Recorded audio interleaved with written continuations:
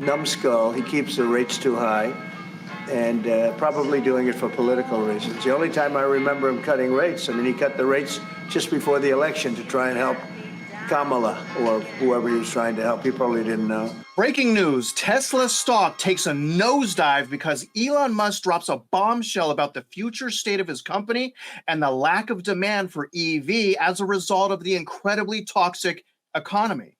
Now, as of the recording of this video anyways, Tesla stock is down about 12%, and that's just in the last 2 days. So the question is, what is really going on at Tesla, and is this a buying opportunity for their stock? Now, after that report, we're also going to jump into all of the most recent Federal Reserve atrocities as they ask for billions of dollars of our money to renovate their building. And as such, people are calling for Jerome Powell to be jailed. And do you really blame them? Now, our ending segment is a brand new write-up from Mitch regarding the black letter of the law and how our forefathers would be turning in their graves if they knew what the United States government was doing to its people. And welcome back to Real Estate Mindset. You guys already know this video is going to be absolutely bonkers. Mitch Vexler, happy Thursday, sir. How are you? Well, it's interesting to see what's happening to Tesla, and we'll get into a bit of a discussion in a few moments. But shockingly enough, it really is tied to everything we've been talking about, which are problems being forced down the throat of mom and pop, and that they, in reality, can't afford the vehicles. You can't blame the EVs. You have to blame the economic situation under the hood. And coincidentally, that ties right back to Mr. Powell and the central appraisal districts. We'll get there in a few minutes. Right. And as you guys are listening to this, hopefully you're also connecting the dots as we continue to tell you guys the story. We're going to listen to a Bloomberg video about Tesla, and then we're going to read a CNBC article about Tesla, and then we're going to ask Mitch what's really going on. But let's start with this video. When you look at the results, what do you pay attention to today? Well, there's the sort of reality, and then there's the medium term, and then there's the hope of the long term. And the reality is that business is in decline. I don't think we need any more evidence that their traditional EV and energy business is in decline. And it's really sad, and it is mostly related to Elon's, interesting way of marketing his vehicles, which has turned off most of the people in the world. And we're just seeing, sadly, a continued decline in the business. On the medium term, we hope that maybe things will get better, but the truth is everything's going against Tesla once we get past this next quarter, which your previous guest was just discussing the fact that in a month and a half, the credits go away, and Tesla's going to enter a new reality where it's going to be much more difficult to sell cars just because of the pricing. And then on the long term, what Elon and what the Tesla bulls really want you to focus on is the opportunity in robo-taxi and robots, which obviously is a long time into the future and hard to quantify. Yeah. And so as long as you keep looking really far, far ahead, you can kind of try to find some positive here. But if you're looking at the short and the medium term, it's not really that positive of a story. This is breaking news coming out today, July 24th. Tesla shares drop 8%, dang, after auto sales plunge again. That is not good. Tesla shares fell on Thursday after the company reported a second quarter automobile sales that dipped again. Mess said Tesla probably could have a few, not one or two, but a few rough quarters ahead as a result of the expiration of federal electric vehicle tax credits. Now, a lot of people are saying that's why him and Trump are really at odds. The third bullet point, Tesla is facing stiffer competition globally from electric vehicle players, especially low-cost competitors from China. And I'm wondering as I'm reading this, Mitch, like how much of this is nonsense? Like how much of this is just programmed? But a few things here. Elon Musk electric vehicle maker reported a top and bottom line miss on second quarter results, noting that the automobile revenue fell 16% year over year to only $16.7 billion. Tesla shares have been hammered this year with the stock down nearly 18% to date, not including the Thursday pre-market move. The tech billionaire played a key role in the Department of Government Efficiency, or DOGE, under President Donald Trump's administration and has endorsed Germany's extreme anti-immigrant AFD policy. This is Tesla's quarterly revenues by segment, and you guys can see on the right here is the miss right here. You guys see that? It is a miss, but they're still, and this is what I want to point out, they're well above 2022 profits. You guys can see that right here. So even though that's a miss, I mean, yeah, it's a miss, but it's a miss off of like historic highs. When we look at what's going on right now, as the recording of this video, their stock is at $302, and that's down 9%, 9.14%. Now, year to date, it's really bad, you guys. You see right here, year to date, the stock is down 25.18%. So it's down an entire quarter percentage year to date. What's also interesting is the stock market is hitting fresh highs, but investors are becoming less bullish. So we have record highs, but investors are less bullish. And you guys can see that from looking at this. And this is just over the month of July. The green is bullish behavior. So you guys can see in about 3 weeks, it went from 45% all the way down to 36%, but also neutral blew up as well, going from 21% all the way to 29%. And this is investor sentiment. Mitch, that stock being down 25% year to date, a lot of people are wondering, I'm not one of them, by the way, but a lot of people are wondering, is this a buying opportunity for Tesla, right? Buy the low, right? Buy the dip. And can you go into that? But could you also go into what's really going on at Tesla? Is it just demand for EV? Is that it? Just people don't want EV? Or is it more the economic uncertainty, the Federal Reserve? Can you just articulate what's going on at Tesla and whether or not we should be purchasing their stock? First off, the press loves to make hyperbolic statements to attract eyeballs and not to attract the truth.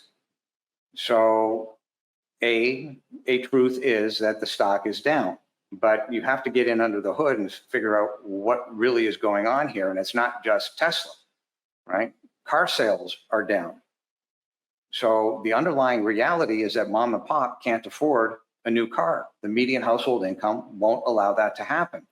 Like when you have trucks at Ford, as an example, F-250s selling at $130,000, ask who can afford it?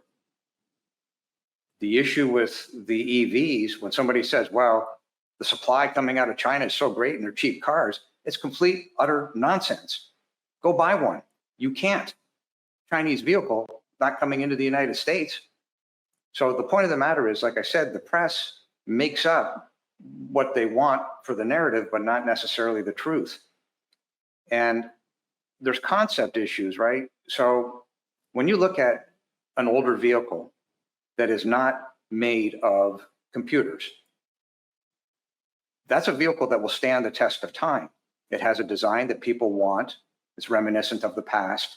It's not overburdened by computers such that if a computer breaks or a battery dies and you get a $34,000 bill to replace the battery, which is happening, this is why they've got design and concept issues.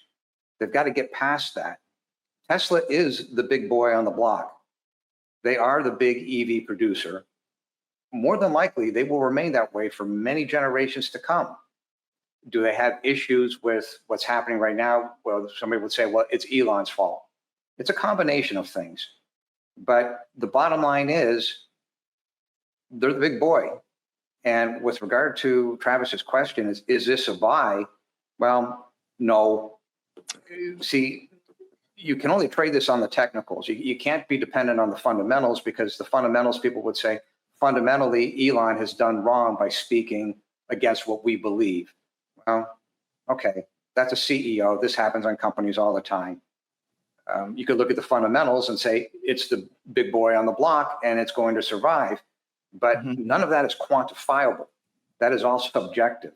So if you want something that's truly quantifiable in terms of when to buy, typically what's speaking is you would look for one leg up, a pullback, a second leg up, a pullback, and there becomes your buy. In other words, you don't buy until you've got a higher low and a higher high. And right now, because I looked at the chart a few minutes ago, it's got a giant bear bar, more than likely to be followed by another giant bear bar. So you must have patience because that's quantifiable. A higher high and a higher low is quantifiable from a technical perspective. The fundamentals, I really don't care because the truth of the matter is the stock has got the income and the expenses baked in. And even at this point, it's probably not baked in far enough to understand what's going on and take into account the actual operating expenses and the problems with the supply chain, i.e. getting the battery parts. So there's a lot of stuff going on, but Tesla's kind of like Boeing. You got tens of thousands of parts going into these things. It's coming in from all over the globe to manufacture them.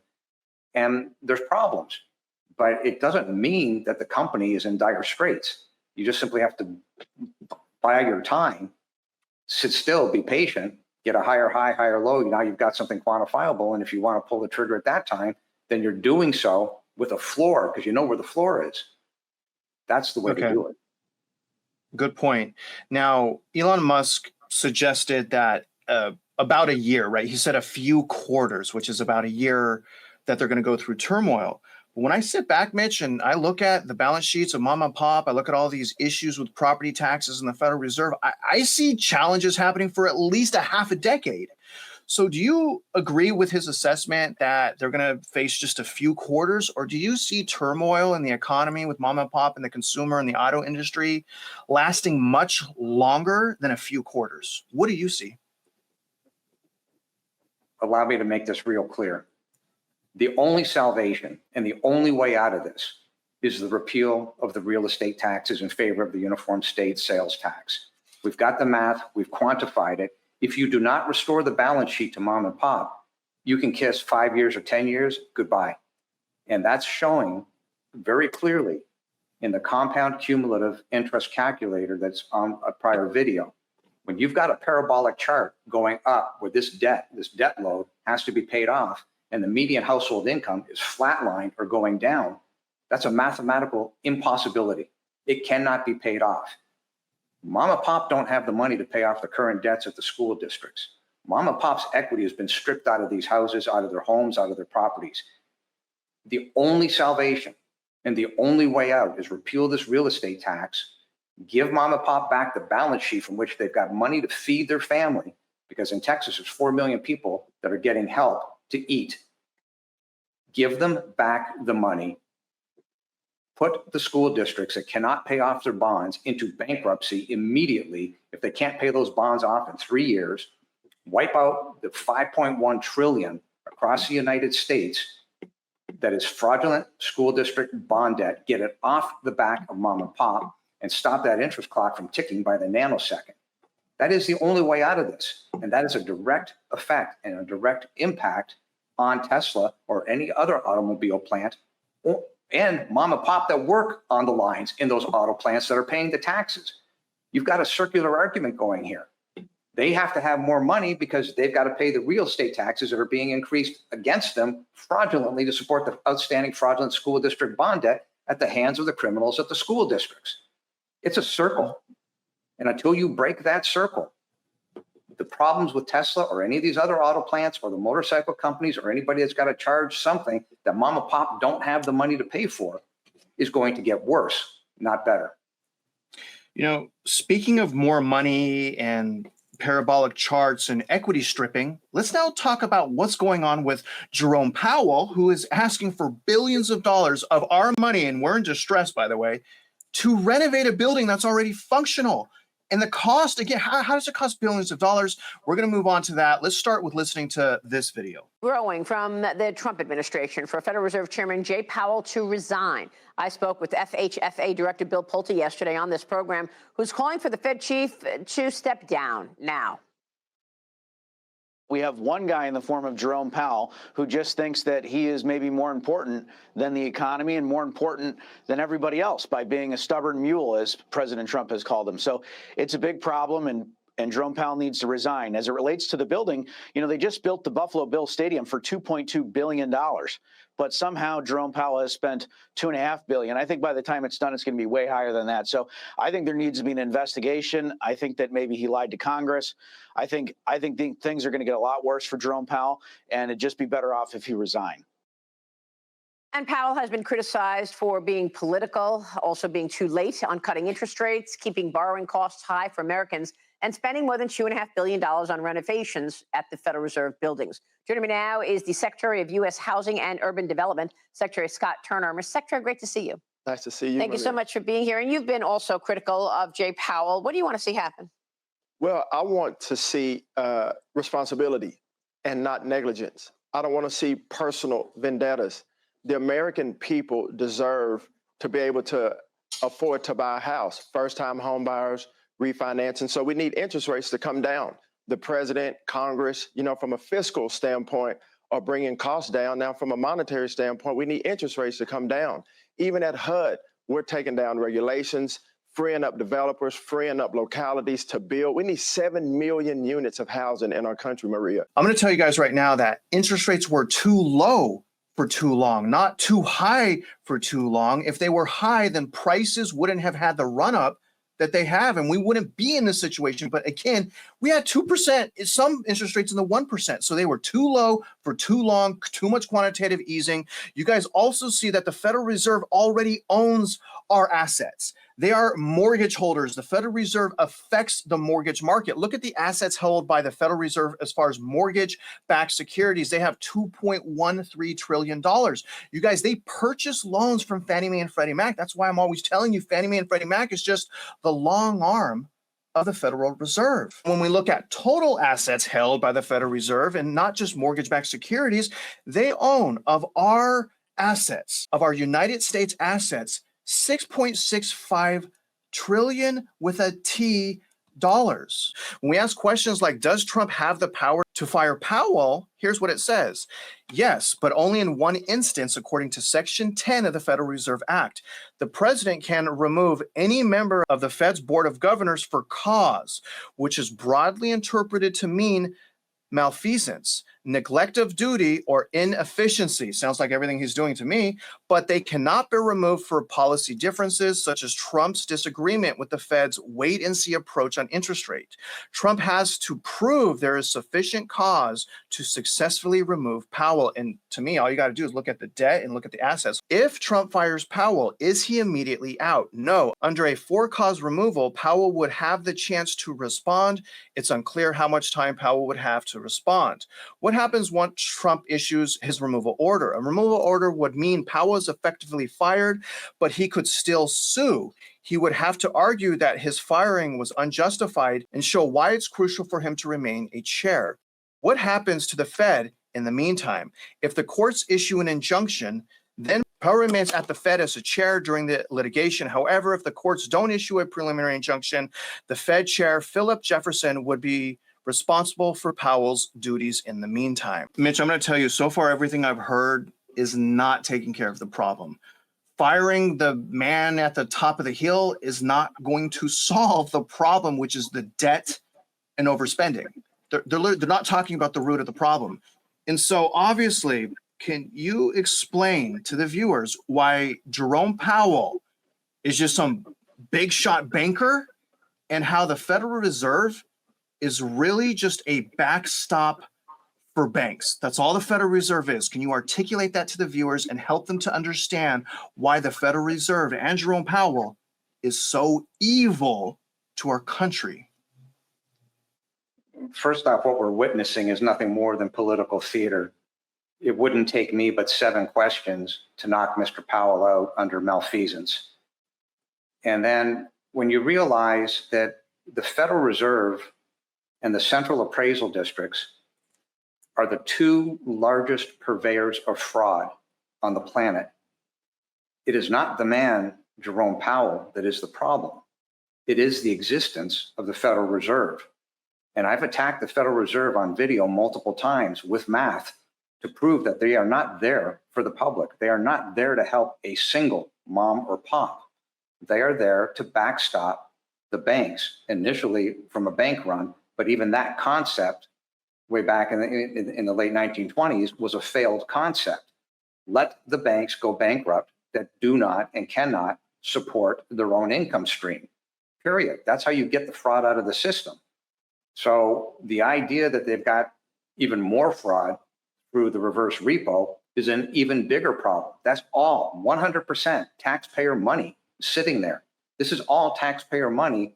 And then when you print more money because they need more money in order to pay for the interest on the outstanding debt, fraudulent debts that they've created, just like the central appraisal districts, you end up with hyperinflation and you end up with lack of credibility in the government itself. So the truth of the matter is, Powell is the head of a snake, and the snake has to be destroyed. It's the only salvation. You've got to get the fraud out of the system. It's not an attack on Jerome Powell. I could care less. It is an attack straight on of the Federal Reserve's existence itself. Nobody wants to pay attention to the underlying factor, including what happens with Tesla. It's mom and pop. If mom and pop don't have the median income to be supporting the fraudulent debts that you have created, you are in fact the cause of the problem. And then you try to say, well, we're going to raise money, we're going to print money, and then you cause more problems to try and fix the original problem that you created. It is the existence of the Federal Reserve and the CADs. They are the two largest purveyors of fraud on the planet. They must be eliminated. Do you think that Jerome Powell should be arrested? No. Why? He's an attorney. Most attorneys can't act. He looks at it and says, well, I want to maintain stability, but he doesn't know what the definition of stability is. He doesn't know what mom and pop's median household income is in Texas, in Missouri, in Arkansas, in Alaska. The truth of the matter is found in the median household income. If mom and pop don't have the money, you can play all the shenanigan games you want on an amortization schedule and a compound interest calculator. It's all games. It simply isn't backed by anything that's credible. There's no assets under the hood. Mom and pop has the idea of using them as an asset to backstop the fraudulent debts created by the school districts is a fallacy. It cannot happen because they don't have the money. You can't get blood out of a stone. Nobody can. And this will end up in the bankruptcy of over 37% of the households across the United States because these entities exist. And if that happens, that's 42 million houses, people that are going to lose the roof over their head. What these politicians are telling is nothing more than fantasy. Yeah. You know, I like what you said because it was like a cold water being splashed on my face. The collateral, okay, their collateral for all the stuff that they're doing is our hard work. Yes. That's their collateral. Me being a slave to debt and having to wake up to pay my bills and being forced in that situation is their collateral. That's crazy, Mitch. And speaking of crazy, speaking of our forefathers turning in their graves at what the United States is doing to their own people, let's now go into the segment where we're going to talk about the black letter of the law. So you did this, you wrote this article yesterday. It's only 2 pages. Mitch, will you go ahead and read this in to this video now? And I just first, I want to say thank you for making this, by the way. This is a very good history lesson on how things should be. Whenever you're ready, sir. Just before I do that, you gave another key word there, so I just want to come back for a second. Debt is a weapon of mass destruction, but levered debt is an assurity of destruction. So with regard to the black letter of the law, violating the black letter of the law is an attack and an offense to America's founding principles, which were created as a result of the American Revolution of 1776. Nibbling away at, not teaching, or being willfully ignorant causes generations, including this generation, not to know of or understand the War of 1776, which was the American Revolutionary War, being fought between 1775 and 1783, during which the 13 American colonies sought independence from British rule. The conflict began with rising tensions over taxation and governance, accumulating in the Declaration of Independence in 1776 and ending with the Treaty of Paris in 1783, which recognized the United States as a sovereign nation. The Declaration of Independence and the Constitution of the United States of America address mankind's most basic political questions. Resting on a firm moral foundation, the articulation the first principle of political organization. The futurity of the nation from its inception to today and into the future as those generations face the same basic questions, whatever their particular circumstances, whatever their state of material progress. The principles of the founders articulated in those two documents transcend both time and technology and must never be diminished or ignored. Government officials must respect their oaths to uphold the Constitution, and we, the people, must be vigilant in seeing that they do.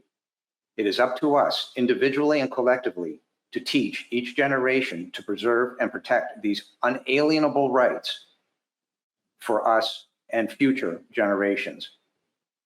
The first tier of critical thought in the Declaration of Independence of 1776 affirmed that just government is grounded in the consent of the governed, meaning it is the people that govern the government, not the other way around. Without question, God's authority, the American view, broke with the then prevalent notion that legitimate political authority derives from divine right.